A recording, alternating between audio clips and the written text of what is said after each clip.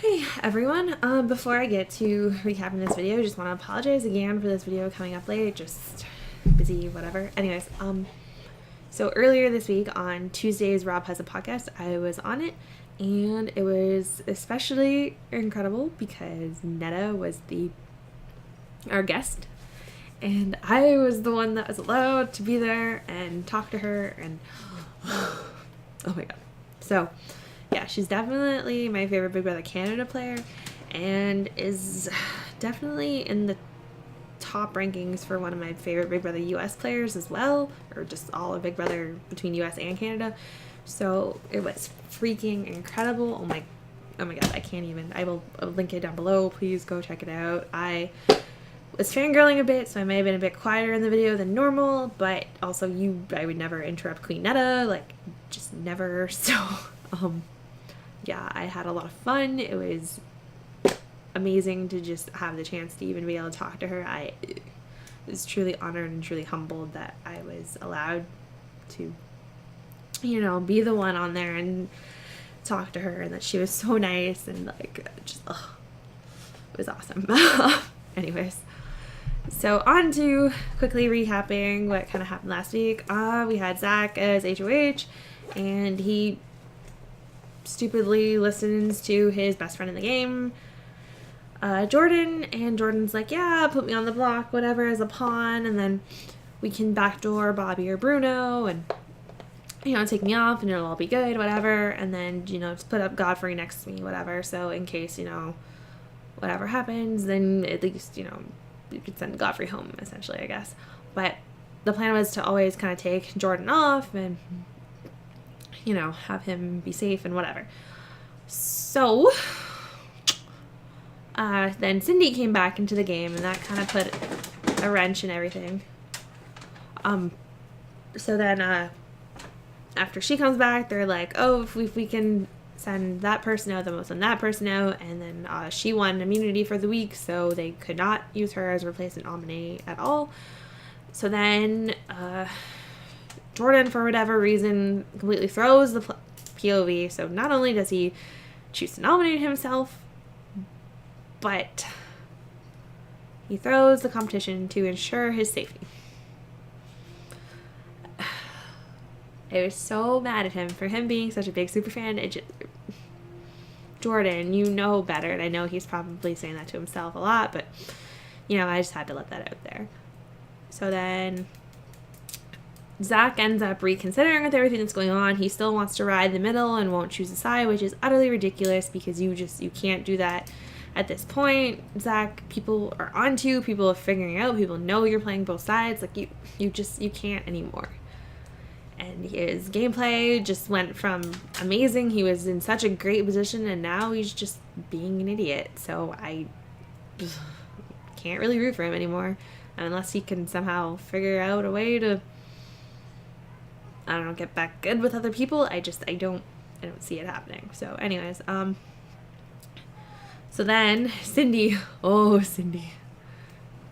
makes good on her promises there, and she ends up kind of being the whole mastermind kind of reason why they end up sending Jordan home in the first not unanimous decision. Other than obviously Neha, but they were more like they knew she was going home but wanted to vote to keep her just because of their friendship. So the first kind of like non-unanimous, like actually close vote, like one vote determined who went home, who didn't go home. It was amazing. It was so intense. I felt so bad for Jordan going home. But, oh my god, I was so excited for that episode. So excited to see that happen. So excited to see that Cindy, Brittany, and Sarah got Bobby and Bruno on board to backdoor Jordan and take out Zach's closest ally, take a hit at Zach, finally. And if it wasn't directly at him, but at his closest ally, make him feel like an idiot for putting his best friend in the game on the block. So, yeah, and then it turns out Jordan's part of the jury, which it's crazy. It's like going to be like a 10-person jury. I don't know if that means Canada's going to be the 11th vote, or if maybe there's going to be a final 3 instead of a final 2, kind of like Survivor sort of scenario. I don't really know. I'm excited to find out what's going on in that, because I'm sure there's something more to that. Since Jordan wasn't allowed to see his DR goodbye messages, something seems a little a little off to me, so we shall see. So then after that, we go right to the HOH comp, and we just see, like, the first question. We see Bobby gets it right. Bobby was clearly trying to throw this, and then he gets it right. And then what does he do? He votes to eliminate Cindy from the competition, the girl that he just voted with. I don't know what Bobby's thinking. I don't know if Bobby does think. His game is terrible. It's terrible. I don't even know. Like, he's good at competitions, I guess, and that's kind of about it. I don't get it. I'm sorry. I don't get it. So then, now, I know this is a very unpopular opinion, since most people think that this girl is an airhead, but I've said it in my last video, and I'll say it again. Pilar is not as dumb as she seems. I think that this girl has more of a brain on her than you realize, and a lot of her bubbly, kind of airy sort of personality, I realize, and I realize she does have, rather sort of less than smart moments, but she took that competition. Granted, yes, people were throwing it, but she was not throwing it. She was trying, and she got questions right. She didn't just kind of let everybody get it wrong and then end up winning. She got her questions right, and she won the competition. She earned it. She won that HOH. Now, obviously, now she's making decisions with Kevin, which people are like, oh, why isn't she thinking for herself? Everyone works with their alliance. Especially when you're in Showmance, you're making decisions together. It's going to happen. And it's only going to benefit her, because those are the people that have her back entirely. Why would she switch now? Especially after people voted out one of her allies, which was Jordan. It doesn't make sense for her to just suddenly go with them. And whatever. Obviously, she's going to do what's good for her game, and she's going to stick with Zach, Ashley, and Kevin. She's going to stick with them. It makes perfect sense. And I don't know why people were thinking that she should do otherwise. I mean, yeah, sure, maybe she should go after Bobby or Bruno instead of Sarah, Brittany, Cindy, etc. But Cindy is a good competitor, so she's not a terrible person to go after. And this is her second shot at Big Brother, which most people don't get. So I can understand why people might want Cindy out before the others, which is completely understandable. So it's not a bad choice for her game, in all honesty. It's really not. And this is coming from someone that actually did grow to really like Cindy, and I do, but especially after seeing Sunday's episode, it was like, what is Cindy even doing, waking people up in the night? It just reminded me a lot of Devin Bomb Squad last season and Big Brother US. Like, wait, all of this strategy talk, whatever, can always wait until the next day. As long as it's before you talk to them before they make the nominations, it's okay. It can wait. You can wait to have this talk. You don't need to go wake people up in the night and freak out and think that you need to have this conversation right now. I know your mind's going crazy and you're overthinking like crazy in that house, but just it can always wait till morning, unless the nominations are before then or whatever. But in general, it can generally just wait. It doesn't have to be something that needs to be discussed in the middle of the night. Anyways, sorry for that side rant there. But so yeah, so obviously Pilar ends up, for her alliance, nominating Cindy and Godfrey, which, given the situation and everything that happened with their ally Jordan going home, it makes perfect sense that she would choose those two people. Am I upset by it? Of course. I wanted to kind of see them, take out Zach and everything, because he was so arrogant and so cocky last week that, yeah, of course I wanted to see that. But, it makes sense for Pilar's game why she would do that, so I completely understand.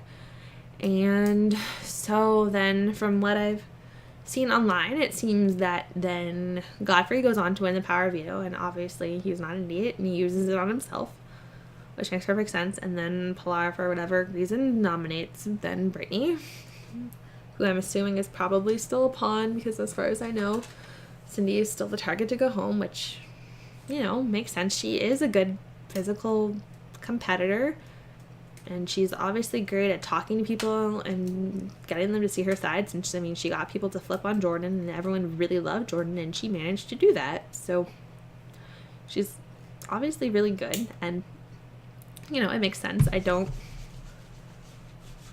obviously don't want her to be gone, but, you know, it happens, and I mean, we'll see. So another thing I just wanted to talk about really quick was when I logged on to make the predictions thing on the Big Brother page, like I always do, I noticed that this week had a round 1 and a round 2 sort of thing. Like, I was like, okay, double eviction, whatever. So I click on it, and lo and behold, it shows that it's making 3 nominations and then 2 people being evicted.